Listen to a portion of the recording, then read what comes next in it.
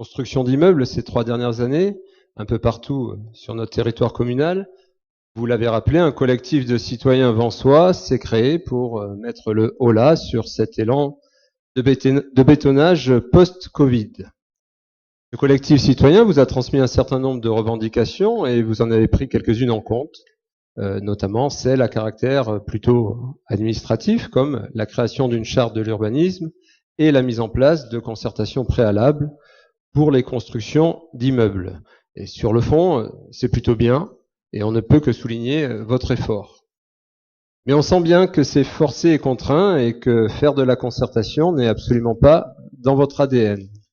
Prenons en exemple la toute première concertation lancée sur la base de votre arrêté municipal du 26 juin 2024. Elle concerne la construction de 3 immeubles de 52 logements, tous sociaux, au bout du chemin des Meillères.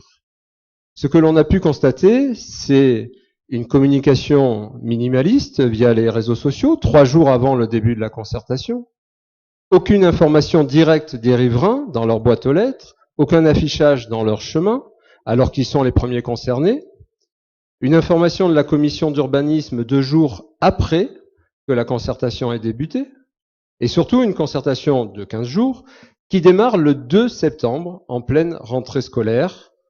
Quelle était l'urgence de la faire à cette date-là? Ne pouvait-elle pas être lancée un peu plus tard avec plus de communication préalable? Bref, faites les choses bien ou ne les faites pas, mais ne faites pas semblant. Personne n'est dupe.